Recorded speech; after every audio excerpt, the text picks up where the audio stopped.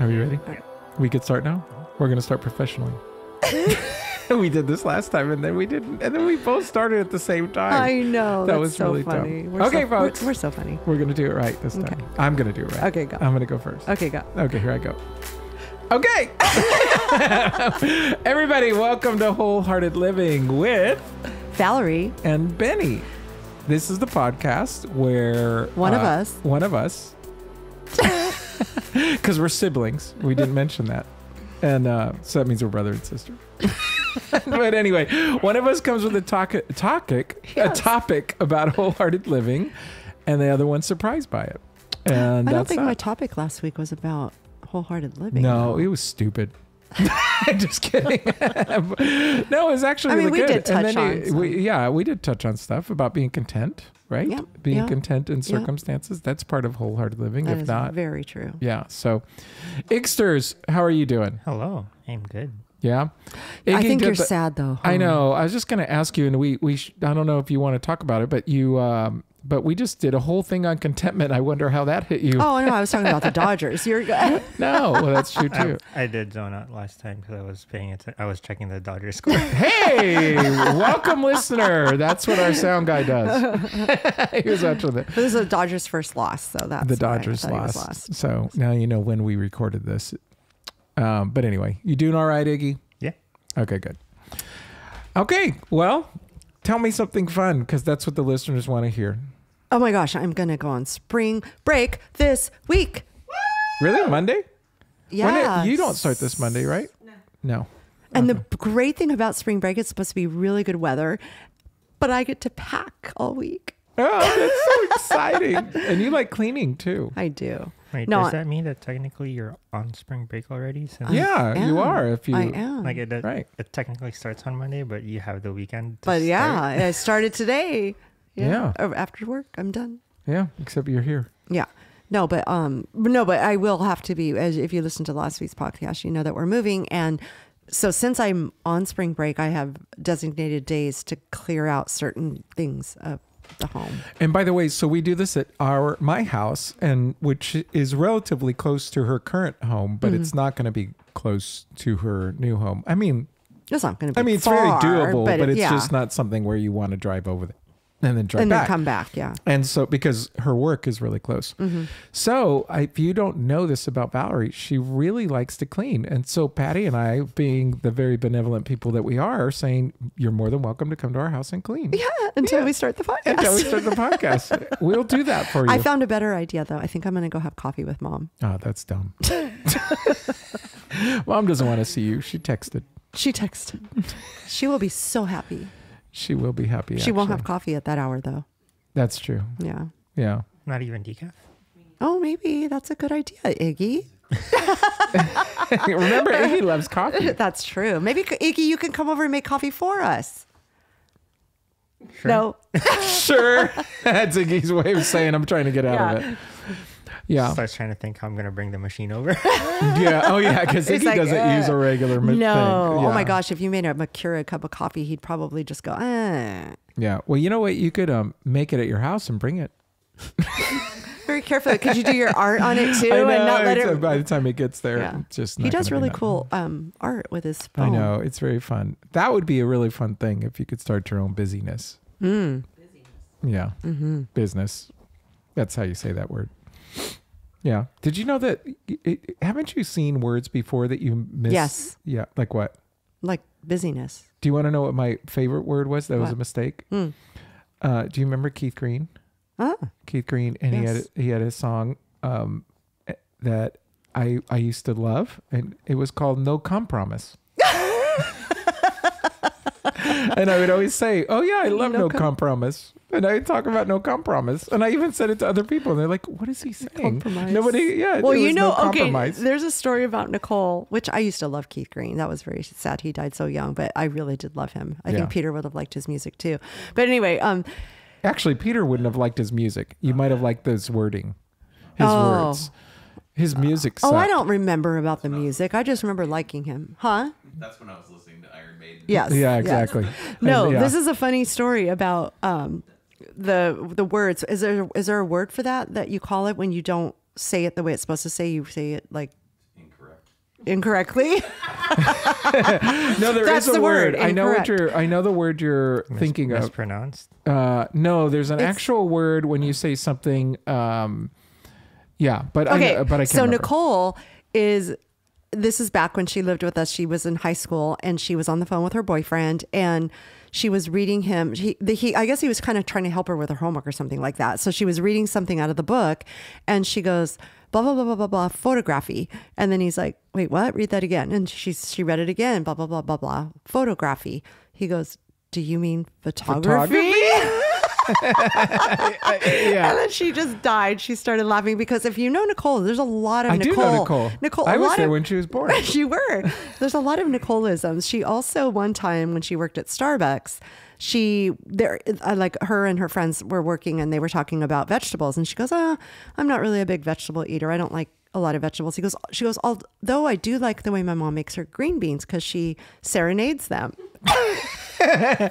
La, la, And then la. one of the baristas was like, wait, what? She sings to them? She goes, no, like serenades them. He goes, you mean marinade? I actually do my remember that story. God, That's she's pretty fun. such a hoot. Yeah, she is. Oh. I told the story about mom to a Spanish-speaking client of mine. Yeah. Oh no. Because I always think of that because of our mom doesn't speak Spanish, or she does speak Spanish and she actually speaks well. I mean, she's fine. She can Yeah. definitely communicate, but she's even she would admit that she told us that she never spoke really well, but she's very Spanglish. So she does a lot of Spanglish. And the long story short is she kept telling somebody over and over and over again that she was horny Yes. instead of saying that she was excited. She kept saying that she wanted to be excited, but the word meant that she Yeah, was because horny. the technical word for being excited is emocional, like emocionada, and which sounds like And she kept saying emotional. And she kept saying, excitado. "I'm not emocionada," because that sounds like I'm crying and Yeah, I'm weeping. And she yeah. was like, "No, I'm excitada." So it was really funny. Do you want to know another funny story about No, mom? we're done with This funny. is very funny. If you guys can see this on YouTube, there's this book right here. It's like a little devotion that my mom got me for my birthday. And so for those that are listening, it's a small little leather bound book. So she gave it to me originally in kind of this color, almost a teal blue. And so I was over there having coffee with her one day and I said, she goes, do you like the book? I go, I love it. I read one thing every day and they're dated. So you read one every day and they're small, paragraph or two. So, and I go, the only bummer is, Kylie texted me and said, oh my gosh, Maggie not got to the book. Maggie bit the corners of your book. And she goes, so all the leather is chewed off and then a little bit of the paper, but you can still read it. But it's just, so I'm telling mom this, I go, yeah, Maggie got the book and chewed off the edges of the leather and a little bit of the pages, but you can still read it. And she goes, oh no. She goes, and I'm telling her that Kylie texted me this. She goes, was she babysitting? And I go, no. She goes, oh, well, when did she do that? I go, I don't know. I forgot exactly how it went, but she goes, oh, not Mazzy, she's too old, Marley. And I go, no, Maggie, the dog. My mom thought one of the granddaughters bit the corners of the book off. That's too funny. Oh my gosh. She's my mom too, It's by the cute. way. I know. She's ours. Yeah. But it was very cute. So wait, are you saying you bought another book? No. So she goes, well, let me get you another one. I go, no, Mom, I can still read it. And she goes, no, because I buy extras so I can give them away. So she went back in the garage and gave me a brand new one. Oh my gosh, our mother. I know. That is so I funny. know. That is so Yeah. funny. Let me get you another one. Yeah, I We go, can't Mom, have that. seriously, I can still read it. She goes, but it's new. And if you're like me, and I go, yeah, I don't like to see the phrase, but I don't even like a page bent, let alone phrase. Really? Oh yeah. And so it was just very funny that she felt like that. No, I'm giving you a new one. I said, okay. Yeah, that's fun. Yeah. Okay, well, are we right. ready for my topic? Yes. Okay. This is going to change your life. Oh, great. So this is an interesting topic, though. Okay, we've talked about this in other ways, but today I'm going to ask you very specifically. So, Questions again. questions. No, actually, well, yeah, I guess it is questions. Sorry. You're asking. Yeah. I want to know, like, the title of this. I actually have a title. Wow. I know, I've never done that before. The courage to be seen, embracing vulnerability in everyday life. So the idea of this is just talking about vulnerability and how comfortable are you with it and how willing are you as a person to like say, okay, I can be vulnerable with somebody and really share what's going on. Mm-hmm. And where is it safe to do that? Where is it okay to do it? Where should you not do that? And then what happens if we don't do it? So first of all, so like, how would you define vulnerability? Being vulnerable, if I were to say that I was being vulnerable, it would be that I'm sharing something that I'm not 100% maybe proud of, or I'm just saying, like, maybe not proud of, not, I'm disappointed about something, or Okay. I'm feeling anxious about something, maybe. I don't know. Am I saying that right? Yeah, well, that's certainly one way you could be vulnerable, right? Another vulnerable thing, I mean, I was thinking a totally different direction, Well, actually. okay, but what first came to mind when you first said it is like it was a very vulnerable feeling to walk into school with my hair gray. Yeah, so that's a vulnerable thing. Yeah, and that for was sure. and that was almost like, what are people going to say? How am I going to feel about this? But So the vulnerable. So where do you think the vulnerability? I'm seriously asking this question. This is a general question. This could be for the couch too. But what is the vulnerability? The couch is magically going to answer the question. We have a magical couch. We live in Toy Story. So vulnerability. The idea is. I mean, for me, why was that hard to do? Like, what was it about showing yourself this way? my gray. Yeah. I think. Okay, I mean, if I'm being completely honest and Don't vulnerable, do that. no, I think part of me is like, okay, now this is showing a side of me that people didn't know was there because I've always covered up my gray. Did people know I really had gray hair? This much gray hair at that, you know what I mean? And so part of it was like, okay, now I'm almost coming out here naked and you guys can see the real Yeah. me, Yeah. if you will. So and how are people going to perceive that? You know, So you know what it sounds Part- like? Go for it. Keep no, going. Keep part going, of keep it going. was like, oh, people are going to think I'm lazy and I didn't dye my hair. The other part of me is like, oh my gosh, she's way older than I thought she was, you know, or whatever, you know, oh, I don't like it. Why doesn't she dye her hair back? She look way better dark haired, you know, that kind of stuff. You just don't know. But I went in today thinking I'm going to either get people looking at me weird or I'm going to get people saying, oh, you look great. And I did get mostly people saying, oh my God, it looks great. Like, I'm glad you're doing it, you know, positive feedback. And some people didn't say anything at all. And either they're looking at me like, why are you doing that? Or they didn't want to bring it to my attention because they didn't think I knew I had gray hair or something, you know? Yeah. Well, so it sounds like the root issue in your case, and there's probably a gazillion reasons why people struggle with vulnerability, but in this case, probably one of the root issues is I'm older than you probably think I am. Yeah. And you didn't know this. I was covering it up. Yeah. Whether you were doing it would you say you were doing it intentionally to look younger? I wasn't Or were you doing it because intentionally to look younger per se. Right. I was doing it intentionally because I just thought, You like the way it looked. I didn't ever I didn't know when to transition to gray because it was going to be a huge undertaking. And I just was like, I'm going to probably be black haired till the day I die because I just don't know when to do this transition because I'm not about to go in and have my hair all dyed gray. Right. So, Right. But that's the thing that's interesting then. So the vulnerability is people are now going to, and they might judge me for, like you mentioned, laziness. See, I wouldn't even have thought about that stuff, to be honest with you, but me personally. But I can see why someone would say, okay, well, why wouldn't you be doing it? What, or can you not afford it? You know, or what, you know, what's your problem? Why wouldn't you be, why wouldn't you just continue to do it? And then also people might have, but I don't want to get into what they think. Yeah. But I want to get into what you think. And the truth is that there's a root cause, right? For the lack of vulnerability. And I think it often comes down to, we're very concerned about how people will judge us, right? It's like vulnerability implies that I'm going to say something that I'm pretty confident, say or do, in this case, something that maybe you're not going to agree with, and not only you're not going to agree with it, but you're going to disagree with it, or judge me for it, or whatever it is, right? Yeah. So, what do you think it is about the fear of being seen, of being truly seen? How do we overcome that? Of truly being seen? Yeah, of being like, what is that? What is that? I mean, I don't know. This seems so deep for what I'm talking about with just gray hair. Like, I mean, I think for me, it really honestly is like, I didn't know that's who she was. Yeah. Like, I thought she was a younger person. Clearly my face doesn't look like I'm young, but I think when you go from the black hair to the light hair or the gray hair, you do age yourself, you know? And I guess for me, I was very, when I'm saying it was vulnerable to just step into the gym this morning and then go, oh, you know what? I think I'm going to go to work like this.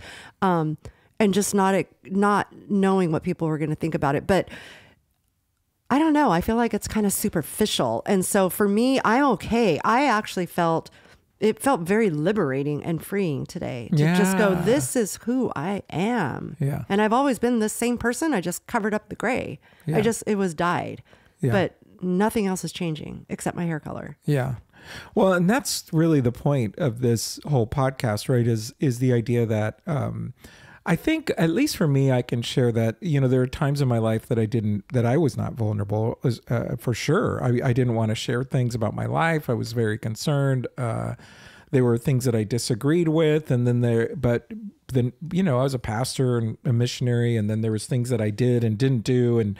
And there were things that I believed, but I couldn't really believe them, because if you believe that, then you really can't be a pastor. And then there's all these different things. And then I was doing things that obviously I regretted. I say obviously, because if you knew my past, and I couldn't be vulnerable about what was really going on with me. Or I should say, there was like struggles in there, and you couldn't open up and be vulnerable because you would have been judged about, wait, how can you be thinking like that? You're a pastor. What do you mean? You think that? Oh yeah, for sure. Yeah. I mean, in my case, because I mean, if I could just be honest, it was about lust. And I would say to people, and if I was going to be vulnerable, I'd be saying things very, very like, this is what I'm thinking right now, and I can't get it out of my head. But instead, I might say something like, oh, I'm struggling with my thought life. And you say something like that, that's not really vulnerable. No. You know what I mean? You're still covering something up. Yeah. Yeah. And, but when I was finally able to do that, which wasn't until, you know, the crap hit the fan, all of a sudden, everything changed for me. I mean, I'm a different person. I'm a radically different person than I was before. Some people might think I like the other one better, but I'm actually a very different person now, because I just am who I am. Now that doesn't mean that I don't every once in a while put a mask on, because there are times when I'm honestly, there's times when I'm fearful to say things that I truly believe, because if I say those things, I wonder what people are gonna, how are they gonna judge me? Sure. How are they gonna judge? You know, you really believe that, or you don't? Whatever it is, it could be regarding faith. It could be regarding just even a general belief system about life or whatever. And how do we get over that? And is it important, or should we just go, no, you just bite it? Or who are the safe people and who are the not safe people? I think in just by what you just said right there, I think that some things you don't have to say. Like, I think sometimes you just, you might not want to say something because you might hurt somebody's feelings, or because you don't want to be judged by what you're going to say. And oftentimes there's sometimes at work when things like that happen, and I'm not going to say anything. I know what I believe. I know what I think. I know what my thoughts are. And if is it going to make a difference if I say something right now, or is it going to create a drift, or is it going to, and sometimes it's just not worth it. If it really was worth it, I would probably make my thoughts known. But sometimes I think that you can just say, I'm going to choose to stay out of this one. Yeah. And I think that's the thing that's interesting is that, but I think we all need an outlet. And if you don't have the outlet, that's where we get stuck. And I have an outlet. Yeah. Well, that's true, because I think if we don't have an outlet, by the way, she was pointing to her husband. Yeah. So, but if you don't have an outlet and you're not able to share, then what ends up happening is that stuff, there's a great verse, James talks about, confess your sins one to another so that you can be healed. And the idea there is, it's really about vulnerability. That's what the confession of sin is. It's not just about saying, okay, I need to state these things in order so I can check off the Your box repentance. and say, Yeah. because now I've Got to said say it. 3 Hail Marys now. Right, exactly. It's not just about that. It's about the fact that when I say it, I'm being vulnerable. I'm showing you that these are my weaknesses. This is where I messed up. This is where I'm weak. This is where I struggle. And when we get it out of our head, all of a sudden something happens in our mind that we go, oh, I can handle that. I can deal with this a little bit. Not necessarily handle it. I don't, sometimes people are struggling with significant addictions and depression, etc. I'm not getting into that right now. But I will say, when we hold it in, it does nobody any good. Sure. Yeah. And we have to kind of let it get out. So I'm curious. So when I say all that, when you think of, or I don't know, maybe you don't sin, but who are the people that are safe to talk about? Like, I really blew this. I mean, spouse. Definitely a spouse. I take a lot of stuff to God, but I do know what you're saying. Like, sometimes you need to verbally talk to somebody and then get feedback, like physical feedback right away. Right. I feel I can talk to friends. It depends on what it is. I talk to my kids a lot. Yeah. My mom, you know what I mean? There's like, I've talked to Patty about things before. Like, but I'm not saying that I don't sin, but I'm not ashamed to talk about, like, you know what I mean? Like, I feel like when you say vulnerable about my hair, like, that's one thing. And that's why I feel like that was kind of a silly, it's a good example because it's a real one, but I get what you're saying. Yeah. It's from the shallow to, it's on the shallow end. Yeah, You're just yeah. tipping your Yeah. toes in there, Yeah. right? Yeah. It's very interesting, this topic, and what you're saying about this right now is because at our church, they have a thing, like, I think it's like, well, they have confession time where we just stop for a few minutes and everybody just is quiet for a minute. And then they go back into like worship, and then they have the sermon. And then, but there is like once a month, well, they will say, like, if you feel like you need to confess or have a prayer, they will have like certain people up at the podium. What do you call it? The altar. It's not really necessarily an altar, but whatever that is, The front. the front. And they'll have maybe 8 people standing up there. And then people from the congregation will get up and go to one person and say whatever they need prayer for. And then that person will pray for them. Yeah. And the Peters always said, well, I don't really understand that. Like, that's what, I mean, because if you want to pray, you can just pray. You can just take it straight. You don't need the middleman, if you will. So very interesting what you just said right now, because I don't know if Peter heard what you were saying about that verse with James to confess, but it kind of makes sense. Like, it is, you can go straight to somebody, but it also is very freeing to confess it to someone else and get that immediate. Yeah. The thing about, because I confess my sins to God all the time. I confess how I blew it all the time to God. Yeah. And I always felt peace and forgiveness, which is too much so, to be honest with you, because I kind of felt like, well, whatever, I can just keep screwing up and I could just keep getting forgiven. Yeah. And so in my case, it was incredibly helpful in that I didn't go down a road that would have put me in jail or something like that. Ultimately, there was other things that I could have done, and I didn't lose my family over it and so on. But what I can say is that had I been able to share these things with somebody in more detail, I probably would never have even went down that track.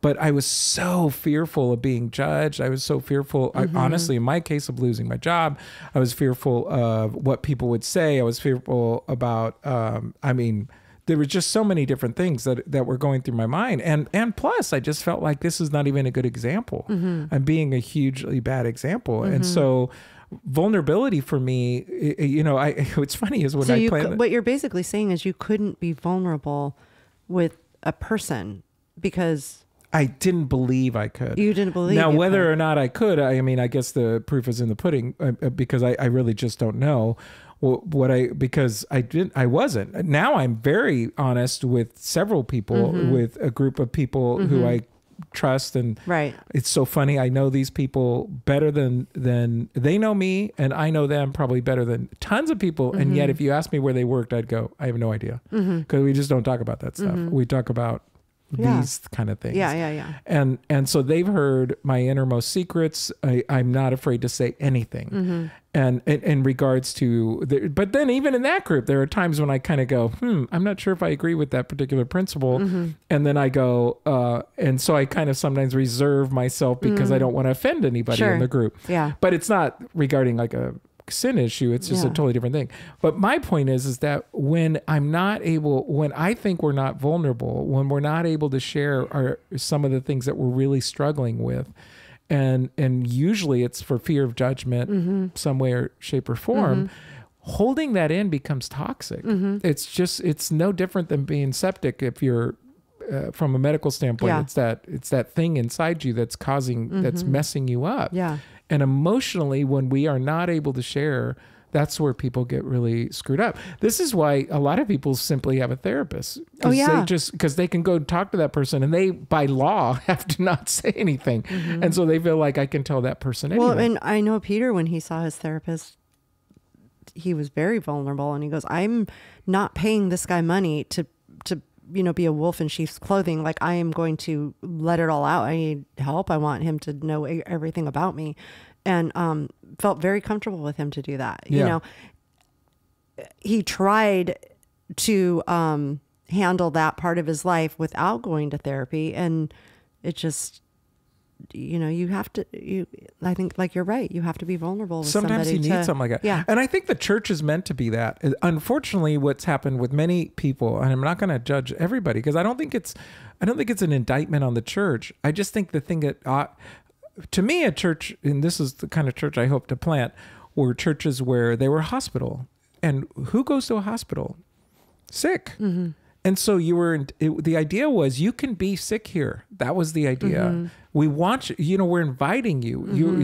We're the place where you can get healed. Yeah. That's the thing. And then we're just a bunch of wounded healers. Right. There's nobody in there that's a professional, like Jesus. Right. Everybody inside there is a wounded healer. And we're all in the same journey, but maybe in a different place on this little journey. But every single person that walks in the door, you're supposed to be you have the opportunity to be whoever you want. And I'll be honest with you, it was weird for me when I would see people who were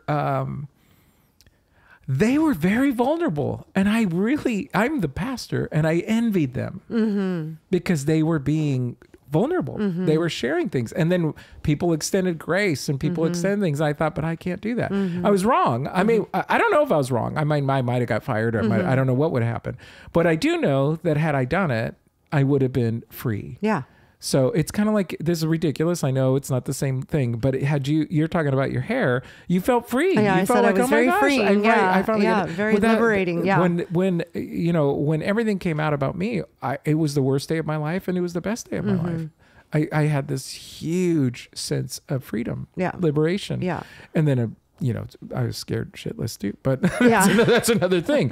But my point is that I think for a lot of us, the vulnerability thing is something that we really struggle with. We really are afraid to be vulnerable, because even in the safest places, so to speak, we're still afraid of what people may or may not say about us. Yeah. And then what's really odd is those very same people that come in the door, and it's a hospital, who get healed. What this is equally sad is that sometimes they start to become the healer, and therefore they stop being the vulnerable.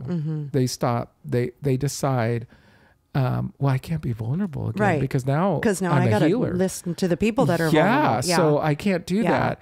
And so there's this weird, yucky cycle that can happen where all of a sudden the healer can't be healed. And so I don't know. I don't know who's listening. I don't know what's going on. I don't know who's there, but I can say, if you're not vulnerable, if we don't deal with some of this stuff and don't really embrace this, it can be really painful. And it takes courage. That's why I called it the courage to be seen. Yeah, that's true. You know, it's interesting. I think this day and age, if you will, they can be more vulnerable than people like maybe from when our parent, like I feel like there was like a thing, you know how, you remember the little quote that people say, children are to be seen and not heard. Oh yeah. Well, In our household, and you had like maybe our dad's age or even our grandparents' age, like where there wasn't, they had to uphold this certain Stigma. thank you, good word, and and to be vulnerable would mean they were weak. Yeah. And I feel like, especially for men, it's a lot easier for men to be a little more vulnerable, even hopefully with their partner or, you know, whatever. But nowadays you were referring to? Oh, yeah. I just, cause I feel like men in the past, like to have like maybe our dad or your, our dad, you and me, dad. Yeah. Cause you and I are brother and sister. Or even We Peter's mentioned that in dad, the like to beginning. say, to be vulnerable would mean maybe they were weak. Yeah. And so I still think that that's, you know, the number one fear that men usually have is the fear of being perceived weak. Mm-hmm. That's still the number one thing. But I think what's trying to change is that vulnerability doesn't equal weakness. Right. And so I think it's actually strength. Right. Because you're, like you said, it's viewed as a courageous. strength. Yeah. Yeah. Well, I remember even with our dad growing up, I used to always, I remember saying this to him one time when I was in my 20s, but I actually remember saying, Dad, you know, actually saying you're sorry would have given us a lot more credibility with you than not. Whereas I think for him to say it was like admitting I made a mistake and I can't, how can I admit that? Because that means I messed up. I'm weak. I did something wrong. Yeah. And I'm like, actually doing that would have given us like a sense of, oh, I'm drawn to you now. Yeah. Because saying you're sorry doesn't necessarily mean that you are wrong, but maybe you're sorry about the way you handled it, or maybe, you know what I mean? Yeah, exactly. And so, but I think that is I think a strong person can do that. Yeah. So I think the thing about it for me and where I was going with this topic today with vulnerability, because I actually was not planning on sharing my story, but I was planning on sharing the idea that I think something that people still struggle with and they carry around are these deep, they carry around issues that they don't know where it's safe to share it, or the other person who just shares it with everybody. And really it's like you're actually doing the exact same thing as somebody who's bearing it. You share so much about your life, like on Instagram or whatever, and you're sharing it all the time that you're really not in touch with the pain or whatever it is that's going on, because you're just, it's kind of like that thing. You remember in the old days in the movies where they would, if you were going to interview somebody for like a cop show, they put a big white light on them, you know what I mean? And it was like, and that's what people do sometimes. It's like they go, here's a bunch of information about me. And you're like, oh, you know, TMI, you know, and so it's like, it's inappropriate to share it with everybody and their mother all the time. You can't just share everything with everybody all the time, because that's, it's probably not appropriate that you do that. But on the other hand, it is appropriate to have the key people that could potentially help you and influence you and make you free of that particular thing. So yeah, that's kind of all I had to say today. That was good. Yeah. That was very interesting. Was it? Mm-hmm. Really? I liked it. Iggy, did you pay attention? Yeah. The game's over. So the game's over. So yeah, so we're good. Did the couch pay attention? Peter said what, if you didn't catch that. All right. Well, guys, I hope that was helpful and that you guys could be vulnerable with somebody. Find a friend, find a spouse, find a pastor, find a church leader, find a spouse. Anybody's spouse. It doesn't matter if it's yours. Matter of fact, better to talk to somebody else. No, I'm just kidding. All right, folks. Well, I guess that's it. That was good. Thank you. You're welcome. Well, you guys have a really good week, and we will chat with you next time. Bye. Ciao.